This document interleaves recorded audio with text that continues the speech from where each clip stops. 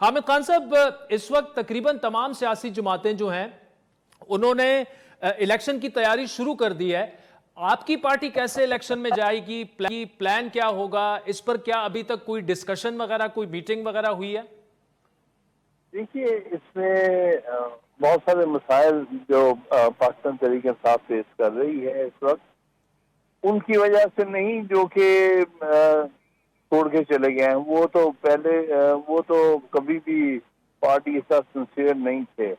لیکن جو جنون لوگ ہیں وہ ان کو جیلوں میں بند کیا ہوا ہے، یا وہ انہیں مجبور کیا ہوا ہے کہ وہ کہیں انڈر گراؤنڈ ہو جائے.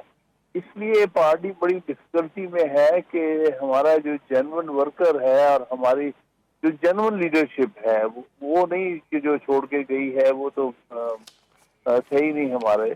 تو وہ بھی اس وقت بڑی مشکلات میں ہے. وہ کھل کے کام نہیں کر سکتے، اپنے کنسٹیٹوئنسیز میں نہیں جا سکتے، اور آرگنائزیشن کا کام اس وقت کوئی نہیں کر پا رہا، اس لیے کہ ہر قسم کے خوف میں لوگوں کو مبتلا کیا گیا ہے، جھوٹے مقدمات میں الجھایا ہوا ہے.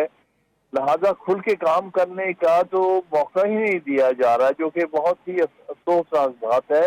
ہر پارٹی کو برابر کا موقع ملنا چاہیے، اس کے لیڈرز کو، کہ وہ پارٹی کے کو آرگنائز کریں، الیکشن کے حوالے سے ٹکٹس سائن کریں لوگوں کو، اور بھی سارا کچھ. تو یہ بہت بڑی مشکلات ہے جو فیس کی جا رہی ہیں اس وقت پارٹی میں. لیکن اس کا مطلب یہ نہیں کہ پارٹی الیکشن میں حصہ نہیں لے گی، بالکل بھرپور حصہ لینے کا ارادہ رکھتی ہے.